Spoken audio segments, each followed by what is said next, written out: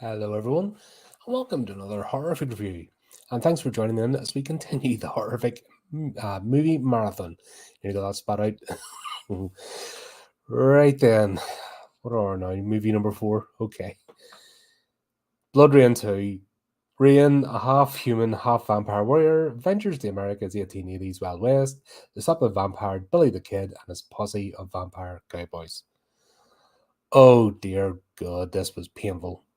I mean, do you know when a movie's just painful to watch because it's that cheesy? Now, if you remember right back when did I do Bloodrayne? God, ages ago. I wasn't impressed. But at least that movie made an effort. This is cheap. I mean, it looks cheap, it feels cheap. And nobody cares. Like, they're all just, I don't know what they're doing. If they think these are good performances or this is, like, were they trying to make a comedy and ended up making a tragedy instead? I don't know. So we have, who was he? The Newton, the bloody reporter, coming into the town of Deliverance, and he just acting like an absolute tit. I mean, it's as if somebody from the 21st century went to the Wild West and just acted as if it was going with all the stereotypes. Like, what an absolute plank. But he arrives in the town, and yeah, the old setup. Oh, this is a quiet town. Nothing happens here. Blah blah blah blah. And when the railway arrives, because that's the whole point of this plot, apparently. Then we'll have Billy the Kid and people arrive. They start nicking children. Like, there's a scene in the homestead first, out in the sticks, and of course somebody's bothering the horses, and they come out and kill the parents, and then they're nicking kids and blah blah blah. Thing is, there's no action. It's all this stand up. Like, when people face each other in the street, they stop and they pose and they put their fingers in the pistol as if they're going a quick draw, and they give these monologues. And it's just, it's god awful. And yeah, Billy takes over the town, but it's the way it's all done. In fairness, the guy that plays Billy the Kid in this isn't awful. He's actually trying a bit, but the script and the action sequences and the direction is so hammy that you can't really do anything with it. Do you know what I mean? You can almost see the actor going, shit, I signed up for this.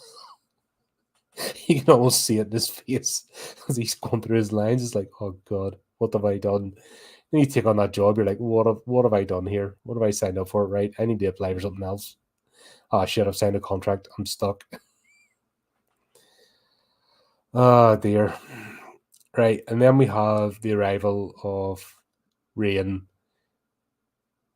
and the most tenuous links of links that, she knew the homesteaders that got attacked first. And they've got a different actress playing Rayne this time, and oh my God, she is terrible. She's trying to do the sassy attitude thing, and she's shit. Like, there's nothing there.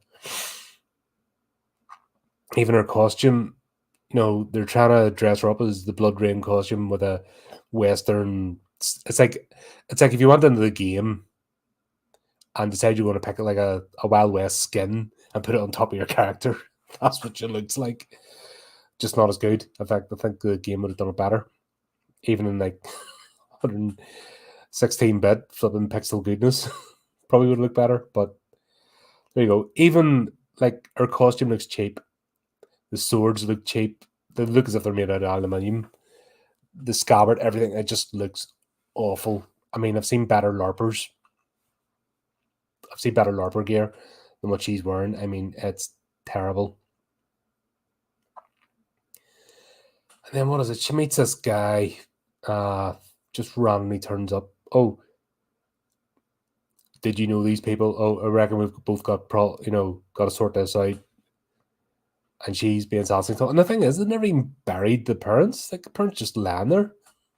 just middle of it. Well, we're not worried about them. Like, you're supposed to have affection for these people. Oh dear. Then we've got the town doing the town stuff.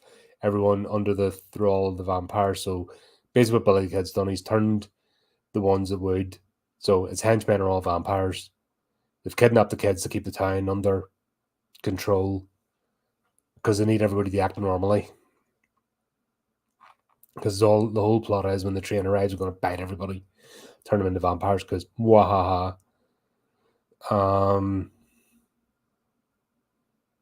This is just terrible. I'm trying to tell a story, and there's no story here because what they do is they do like 5-minute poses and monologues because there's absolutely no plot. So they have to waste time somehow, and that's what they do. A lot of standing and staring off the distance and close-ups of eyes, blinking and stuff. It's smoking, a lot of smoking cigars and cigarettes and fingering pistols. You know, it's all like recycled shots as well. So they've done it once, then they recycle it about 6 times. Rayne arrives at the town, and I love the way they ride in politely. Like, they know there's something up, but they just ride in, or she rides in, sorry, and just, you know, hangs up her horse and all. And like anyone else would maybe host the horses outside the town and go in stealthily, but nah, we've got to go in. We've got to poses. We've got to exchange dialogue. Then she meets someone who apparently I think she might be a bounty hunter. I think they threw that in because the plot needed something to do. And she catches this guy. Oh, I've been searching for you. And he knows who she is. And then they just stop to play cards. And yeah, stuff. And then the fight in the bar, but then they go outside to do a shootout. Then that's all it takes for the vampire ones. And then I think it's just to show that she could kill them because she had silver bullets. Then she gets knocked out, put in jail. Like, she can't fight, by the way. I mean, the actress is playing Bloodrayne, has no physical skills whatsoever.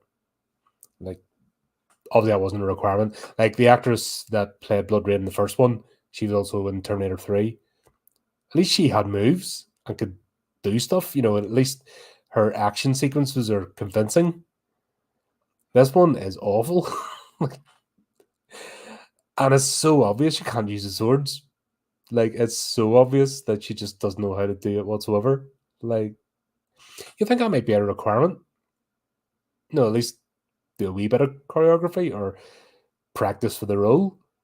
You'd think that might have been on the audition. No, right? Need to do a couple of moves. Like, if you're really trying for something, and especially action roles, I think you'd kind of practice, but nah. Then in the jail cell, and then she finds other members of Brimstone. This other guy in the cell next to her, like, he's in it for about 2 minutes because he's in the cell just to announce that he's there. Then he gets hung. Game over. It's like somebody dips in 2-player. She's gone through the level. Somebody dips in 2-player and then gets wiped out, and they don't have any more change to put in the machine. Oh dear. But of course she does flippy, spinny stuff. Gets out. Well, she doesn't. There's some person does because the camera shot away, which is so hilarious. And then she escapes by diving into a swamp. Well, I say a swamp. It's a puddle. She dives into a puddle, which is about, like, you can see the other edge of it. Everyone's standing there. You can see the other edge of it. But they all walk up to do these like super slow poses and staring into the distance. And you're just like, what the hell is this? Then she escapes, and the other Brimstone partner finds her, rescues her. Then we'll have a weird scene when she drinks blood briefly, because, yeah. Why didn't she dream one of the vampires? No, to heal. It's all stupid. The first one was a far superior movie. At least you can watch that. I know it's cheesy as hell, but it's watchable. Like, this is not. This is a painful experience going through. And there's so much fluff in it. I mean, there's so much time wasting because there's no plot. and have nothing to do. So they do all this shit. And then she says she's going to get a posse. So they essentially roam the land. And first they meet Preacher. That's all his name is. And yeah, he's your typical con man. You know, there's a warrant out for him, but he's got a church and a flock. And yeah, oh, I'll just do it. And like to talk to him, and I'll do it. I'll go along, no problem. Easy as that. Then they meet Slimebag, who's in a whorehouse. And she does all this weird, like, pretend to be one of the madams coming in. And God, that was painful. It'd be like watching your sister or something, you know. It's just there's nothing there. Like, this actress is terrible. It's just okay, love, you're trying. Okay, you just want to pat her on the head, go, well done, you. Okay, there you go, gold star, please stop. But he gets recruited because that's the way it works. And then they go from Outlaws to this solemn moment where here's what they do about the bullets. He has the bullets in the box with bulbs of garlic.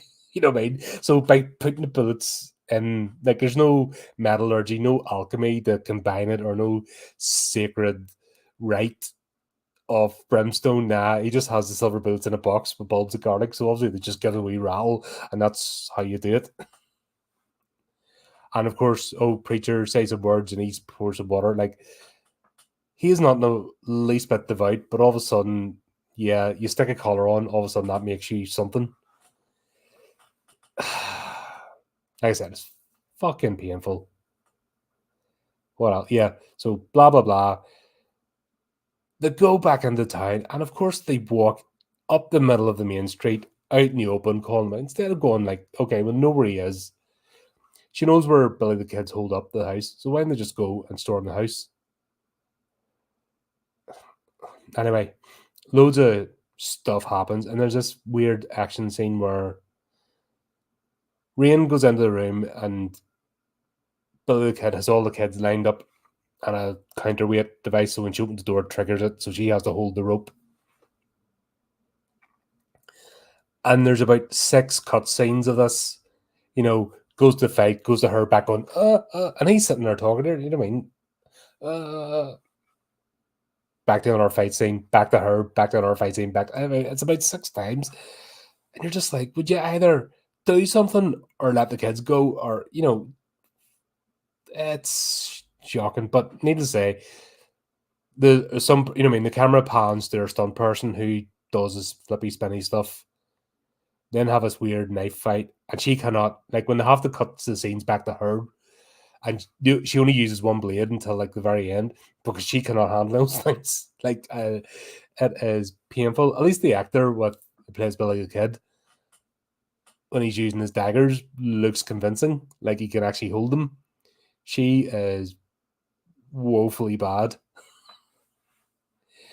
Anyway, yeah, stuff happens. Then they manage to somehow move the fight out into the scene so the whole townsfolk can come out and watch, because yeah, that's what happens in westerns.